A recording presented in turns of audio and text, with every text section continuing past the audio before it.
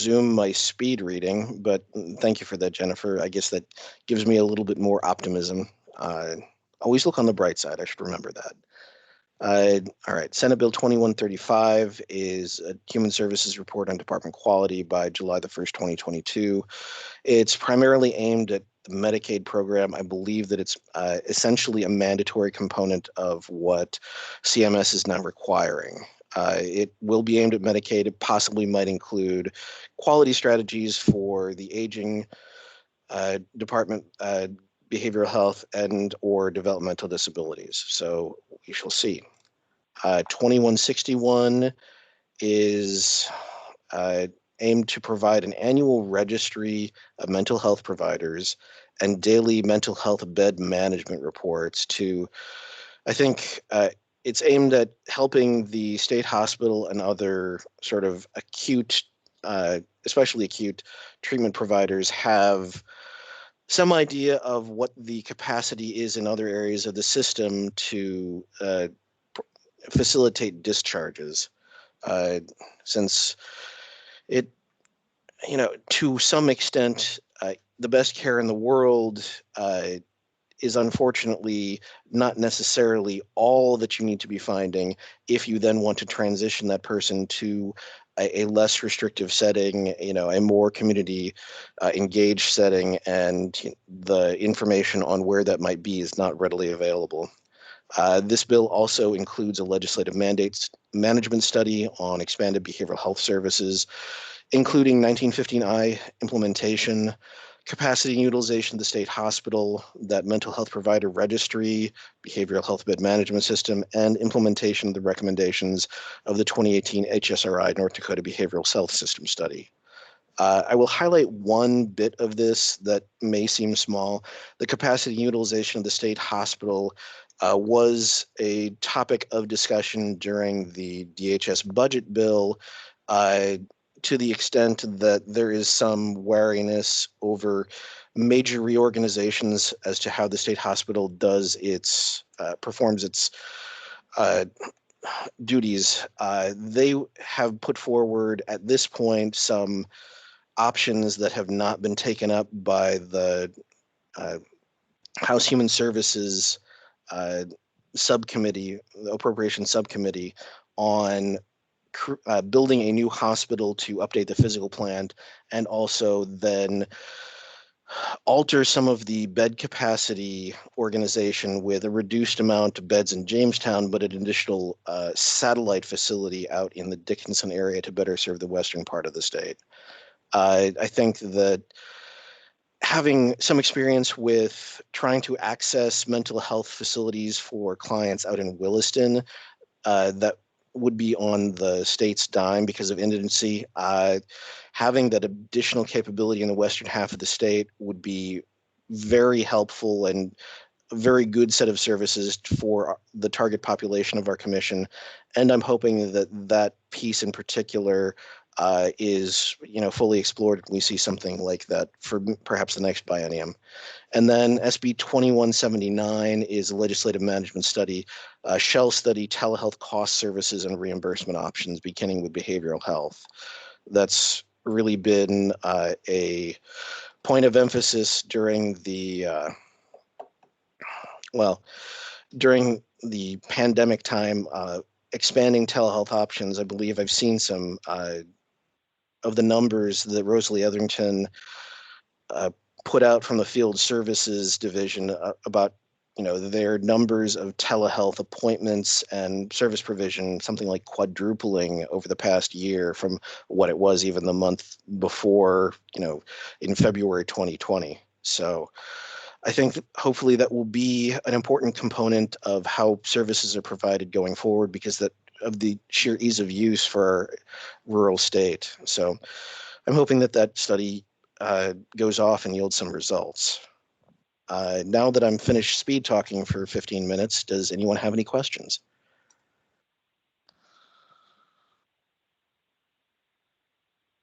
Or not even questions, but disagree how I'm phrasing some of these bills or would like to point out some of the important impacts that I'm overlooking?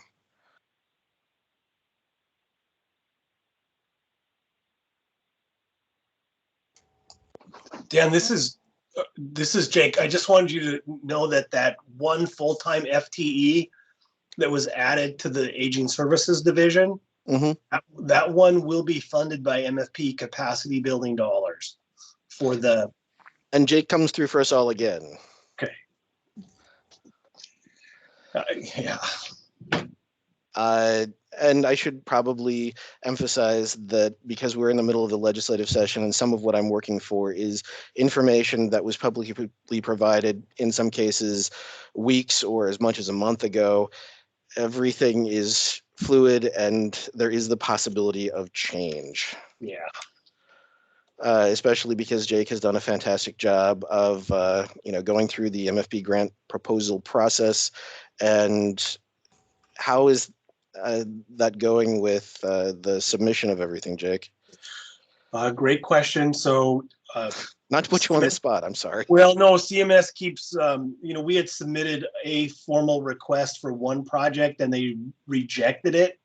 Said we have to have all $5 million requested at one time. So we had to format a 5-page summary that would be inclusive of the 15 projects we want to do. And so you get 2 sentences for a $1 million project. It's ridiculous. So we're trying to get a final draft completed, and also to try to submit it in a manner that they'll accept. For example, our direct service workforce resource center, right? How do I put together a multi-year budget for that in the detail they want when we probably need to do, an RFP kind of thing. So I think we're close to a final draft for folks to look at, Dan, probably within a couple of weeks. So it really includes everything we've talked about. We just may need to change the format of how we offer the money to folks. So, Dan, are you going to want to introduce us to the slides? I know you can't go through them to any extent, but I will briefly introduce these slides. Just so everybody has that information to carry forward. Yep. Attached to one of the emails that I sent out was a PDF titled Human Services 21 through 23 Biennium Preview and Budget Review. This is cribbed from Director Jones' presentation to House Appropriations back in January. The first half of it lays out the department's priorities and some of the funding alterations that are going forward. Page 5 is probably one of the more important for our purposes. I've tried to highlight elsewhere specific things of interest, literally highlight. So if you see some weird highlighting in the PowerPoint, that's me and you can blame me. But page 5 of that, I should go back to screen sharing. My apologies. Page 5 of that is labeled Services Closer to Home, and it's their various priorities for sort of programmatic directions to take that I believe will increase HCBS availability and viability throughout the state. Inreach and outreach is part of the DOJ settlement, but will be a generally applicable topic for a lot of our populations. Centralized intake for HCBS, the same. Non-institutional residential options for individuals with complex situations, again, not specifically limited to those with physical disabilities. Building HCBS provider capacity for private pay, MA waivers, and SPED provision, all of that, getting a variety of service providers in the state involved in that area of service provision will be key. Our best intentions at transitioning people out of institutions might fail, or at least not be as successful as we would prefer, if there isn't someone on the outside that is set up on the ground ready to help them from the day that they're out, because that's just the basics of discharge planning. And also going along with building provider capacity, streamlining provider enrollment processes. We can sort of see with the 1915I that any enrollment process is going to have its bumps and bruises along the way, but hopefully the onboarding process for that will allow the department to, see what the concerns or issues may be with including new providers on a widespread basis that are outside of the traditional realms of what they may be dealing with. Also, connect housing and support services to create scattered site supportive housing. Again, very important to the DOJ settlement and all of the other populations with disabilities in the state that would like to live in the community. Those support services are key, and housing that is appropriate for persons with disabilities are key to living in the community. And then one that I need to do more research on to be actually able to explain what this is, but integrate social determinants of health into the Medicaid model via 1915I. I think this is, well, I think this just shows that having a lawyer is wonderful as the chief for this, but it doesn't always ensure that we have a totally appropriate background, because this is something, as I'm doing some research out of healthcare provision, and it goes into the variety and total scope of services that should be provided to provide a full life to someone. And I think that's especially important as we go forward in all of this. So moving on from the departmental priorities, there are a number of slides here breaking out division by division, their individual priorities, and some of the programmatic and budgetary alterations. I've tried to highlight the ones that are specifically relevant and important to our program. And once you transition to about page 21 here, this is a listing of all of the individual items in the savings plan. And after that, you can go through and explore what the budgetary ramifications are for our current sequester. Yes, Wally. Well, I was just going to say we're at the 30 minutes, but if there's something more people want to stay on for, we sure can go a little longer. But for any of those who have a hard stop at 12:30, we're glad you were able to join us for this period of time, and give everybody that opportunity to leave at this point. But if there's any other questions that people like to stay a little longer for, we certainly can entertain those as well. Thank you, Wally. This is Leslie. I'm going to hop off because I need to. But Dan, appreciate your efforts. Having the materials is really very helpful.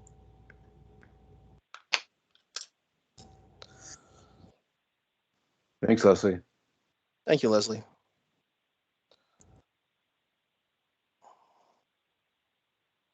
Anything else you want to further highlight, Dan, or any questions anybody wants to pose at this point, concerns that they have going into the second half of the crossover?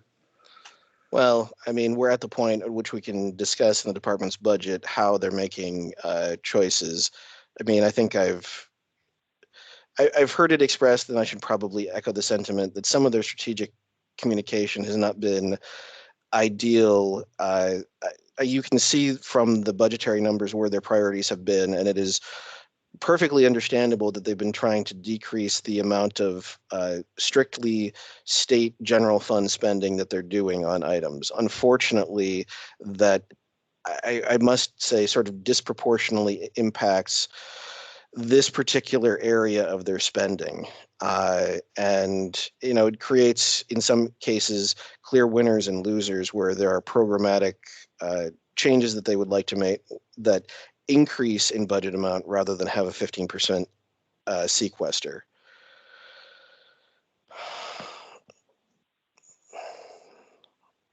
And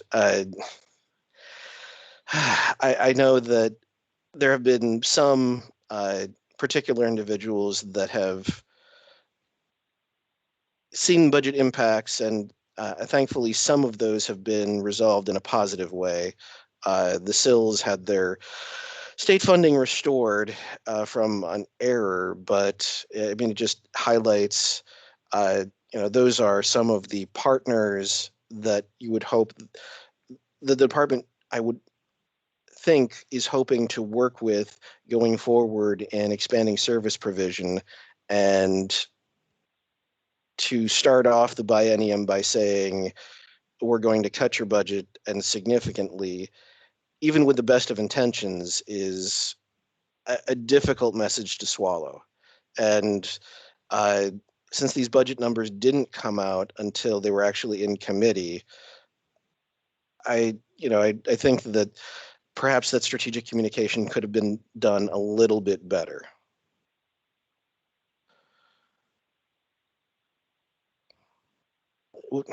This is Elisa. I would support and wholeheartedly agree with your statement. I'm new to Appropriations Human Services Committee board, but I think I quickly found out by the reaction in the room by different agencies and other fellow committee members. I think there was some surprise. So John Nelson is the last person you should be surprising. I mean, that's the basic message. Thank you. Thank you, Representative. I'm sorry for interrupting.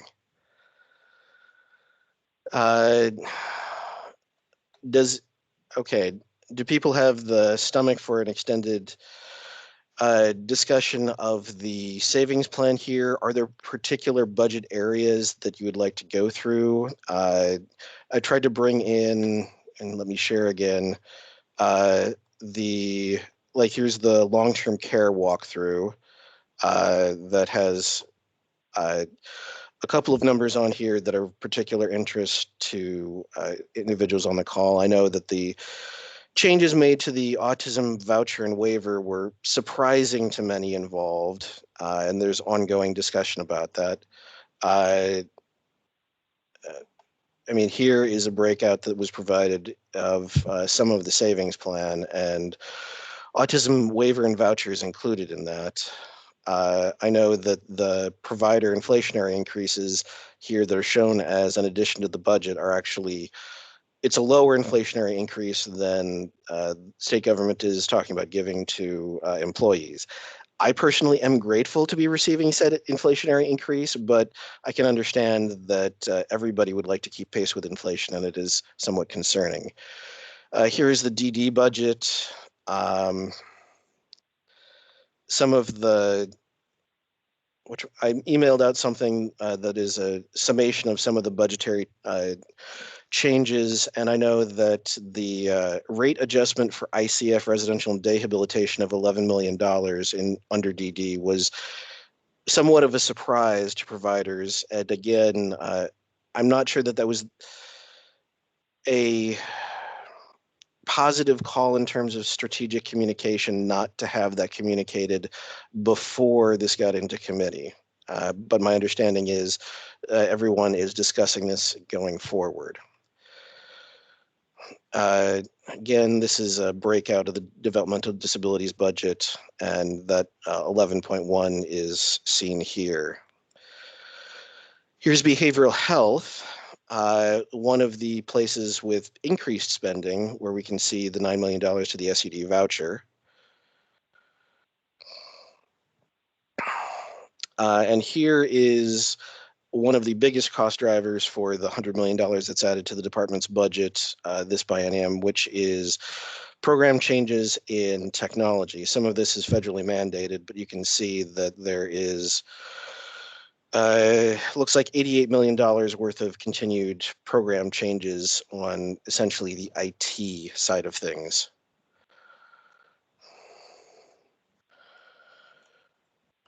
Here's long-term care. This includes various pieces of savings. The FMAP here is the, what is it? Federal Medicaid assistance percentage, which is essentially giving a number to the increased assistance that the federal government has been giving to states during COVID, there was an unanticipated bump in that. So that's built into the budget as savings. Here you can see nursing home payment reform, which from Director Jones' presentation, they're anticipating to be hopefully a driver of cost efficiencies going forward. But for now, it's actually an increase to the budget.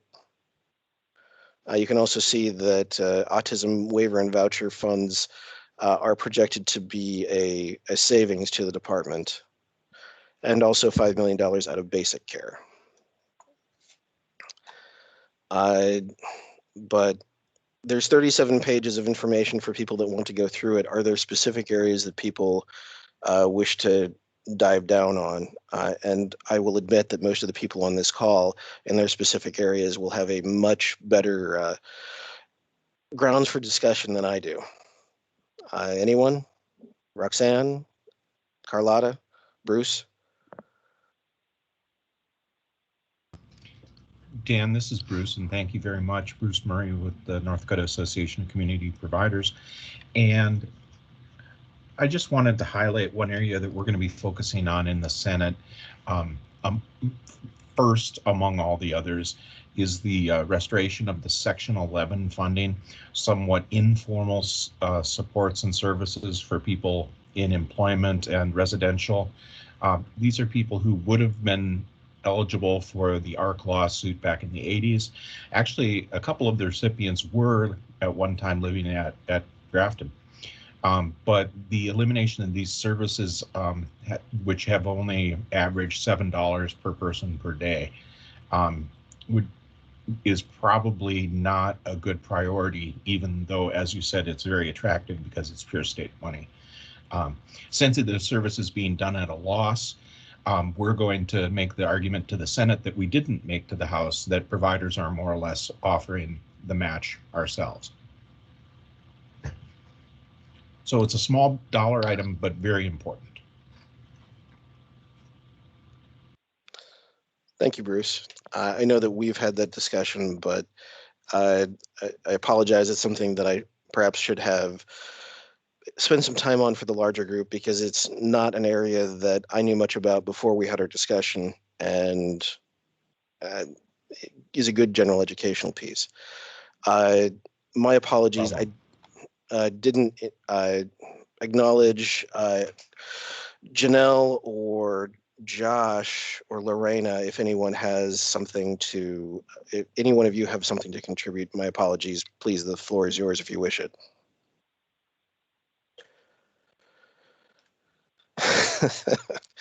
And I love the fact that Jake de-ages about 5 years every time I see his picture off of the whatchamacallit Teams thing. It is a natty tie, though. All right.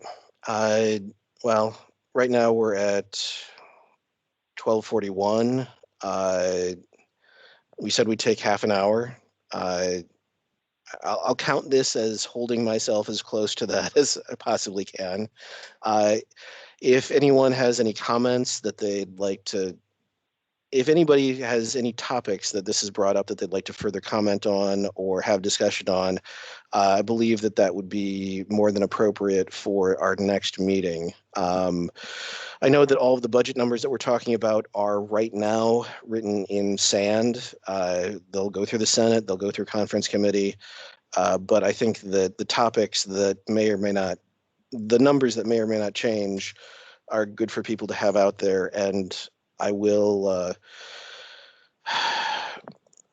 I'll be further highlighting in our next meeting what actually did go on with most of these areas. So if anybody wants to tell me what I should be looking at in particular, I will gladly accept the input from your expertise. Hey, Dan, this is Josh. Earlier when you called my name, I couldn't get off mute fast enough. And some of you who know me know if you're going to call on me and give me an opportunity to talk, of course. But in all seriousness, I think two things that would be important, I think, for those on the Olmstead Commission to keep track of as it relates to the outcomes of the Olmstead Commission is and things we're watching. We haven't spent a ton of time on it, but that we've been following related to this is one is some of the restoration of funding that was put back in for basic care, and what are the impacts of that on the DOJ settlement, and or just efforts to community living and community engagement.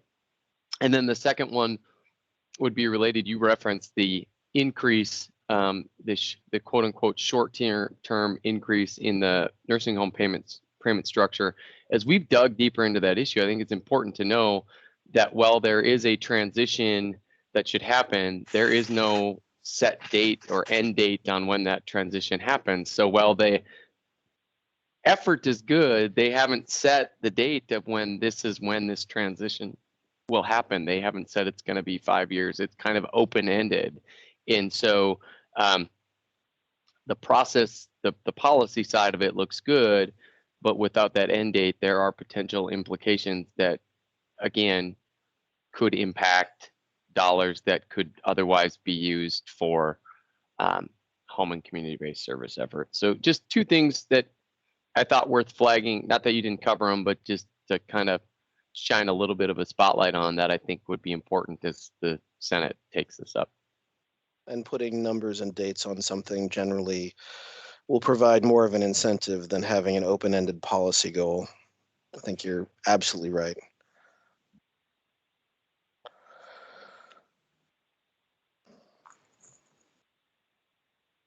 And Josh, that was only like 2 minutes, so I don't know what you're saying about your own verbosity. I mean, I just talked for 40. Janelle's laughing in the background right now. She's like, "You're gonna make him come off mute and keep going." So no, I'm good. Thanks, Dan. Well, thank you, Dan, for your presentation and the information, and hopefully we can get a back and forth going. Anybody comes up with something that would be interesting to the Olmstead Commission, please let Dan know, and we'll keep a watch on that. So, but thank you everyone for your time today and checking in with us. Appreciate it. We appreciate your lunch hour. Thank you. Okay. Say adieu. Okay. Take care, and we'll see you all in May.